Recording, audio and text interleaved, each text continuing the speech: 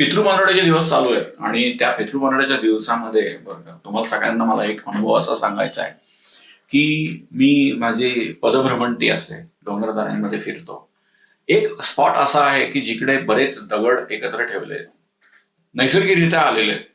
आणि नैसर्गिकरित्या किंवा मानवाने एकत्र केलेल्या दगडांची जी रचना आहे याचे बऱ्याच ठिकाणी टुरिस्ट स्पॉट्स आहेत. त्यातला एक अगदी गाजलेला टुरिस्ट स्पॉट आहे स्टोन हेंज. स्टोन हेंज म्हणजे काय, मोठे दगड एकत्र ठेवलेले आहेत आणि एक विशिष्ट रचनेत आहेत.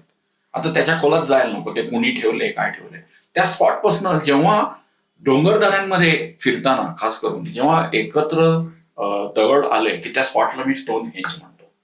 आणि अशा स्पॉटमध्ये एक 2 वर्षापूर्वी पितृपंधरवड्याच्या दरम्यान मी चाललो होतो. आता याच्यात कुठलीही अंधश्रद्धा नाही, माफ करा, मला कुठलाही असा चमत्कार दाखवायचा नाहीये किंवा मला असं सांगायचं नाही की काय अद्भुत झालंय. ओके, एक माझा अनुभव फक्त मी शेअर करतोय की डोंगरदऱ्यात फिरताना तिन्ही सांज झाली होती आणि मी असा स्टोन हेंज पाशी आलो. त्या स्टोन हेंजच्या बरोबर समोर फोटो आहे, मी फोटो तुम्हाला दाखवीन. त्याच्या बरोबर समोर सूर्यास्त होतोय आणि त्या स्टोन हेंजच्या बाजूने अशी एक पाऊल वाट आहे जी पलीकडे जाते आणि सूर्यास्तासाठी लागणारं जे पश्चिम क्षितिज आहे तिथे जाऊन तुम्ही सूर्यास्त बघू शकता. माझा एकंदरीत हा प्लॅन होता म्हणून मी तिकडनं स्टोन हेंजच्या एक 15 पावलं अलीकडे अचानक तिकडे एक बाई आली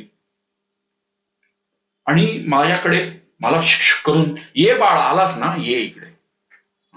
तर मी थोडा घाबरलो, भीती वाटली मला बरं का. अशी एकदम रानावानात बरं का एक बाई येते आणि मला म्हणते ये बाळा आलास ना तू, म्हणजे जणू काय किती माझी वाट बघत होती तिकडे.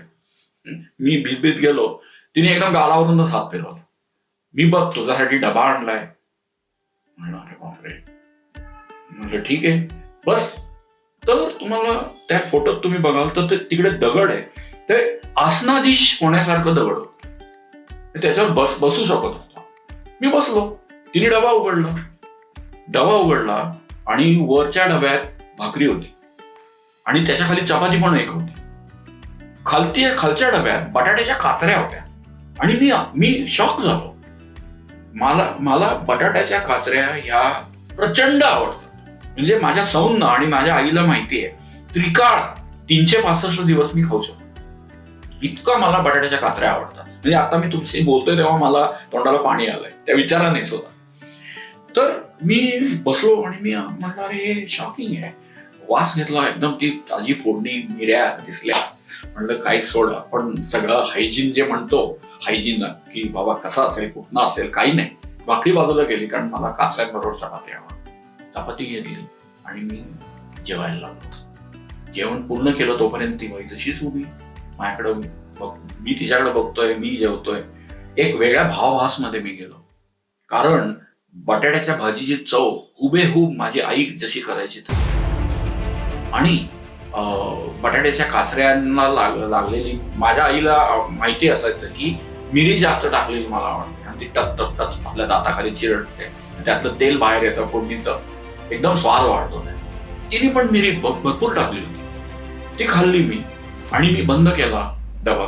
तर तिने तो डबातली वरची भाकरी खालच्या डब्यात ठेवली आणि वरच्या डब्यामध्ये तसंच तिने आणलेल्या बाटलीतनं पाणी ओतलं. तर ते जसं पाणी त्यात ओतलं गेलं तसं खालच्या डब्यातल्या तेलाचा एक तवंग त्या पाण्यावर आला. त्याला व्हेंचुरी इफेक्ट म्हणतो आपण. अरे म्हटलं हे काय, ते तसंच पाणी, गार पाणी होतंय. ते गटगट पिलं, बंद केलं आणि ती म्हणली बरं वाटलं, पोटभर जेवलाच ना रे, आणि निघून गेली. आणि ती जेव्हा 10 फुटावर गेली तेव्हा म्हटलं अरे मी काय करतोय. मागे वळून मी फोटो काढला तेव्हा. तोही तुम्हाला जो फोटो दाखवतोय त्याच्यात तुम्हाला ते बघायला मिळेल. आणि मग त्याच्यानंतर मी थोडासा पुढे गेल्यावरती खाली बघितलं, वस्ती साधारणपणे 2-3 किलोमीटर खाली होती. मी खूप शोध घ्यायचा प्रयत्न केला कारण ती खाली दरीच्या बाजूला गेली आणि मी चितेच्या बाजूला गेलो आणि वरून मी शोध घ्यायचा प्रयत्न केला, मला कोणीच दिसलं. तर मला असं सांगायचंय की तुमच्या, कदाचित हा माझ्या अंतर्मनाचाही खेळ असेल, कदाचित खरंच काहीतरी असेल, कदाचित कुणीतरी तिला मेसेज दिला असेल की बाबा रे हा मुलगा आहे, याला बटाट्याची भाजी त्याची आई द्यायची, ती तू जाऊन दे, असं तिला मेसेज असेल. कदाचित तिला तिच्या मुलाची आठवण असेल ज्याला बटाट्याची भाजी आवडत असेल. असे बरेच परम्युटेशन कॉम्बिनेशन आहेत. पण मला एवढं नक्की माहितीये की तो भयंकर अद्भुत अनुभव होता. अख्खी संध्याकाळ फार रात्र होईपर्यंत मी तिथे थांबून राहिलो की कुठे ना कुठेतरी ते आई, माई, अक्का, ताई काय असेल ते दिसेल. पण मला काही दिसलं नाही. पण तो अनुभव मला अगदी मनावर कोरून गेलेला आहे की तुमची प्रचंड इच्छा असेल, तुम्हाला प्रचंड भावना असतील एखाद्या गोष्टीत, तर ते आपण म्हणतो ना मॅनिफेस्टेशन इन रियालिटी,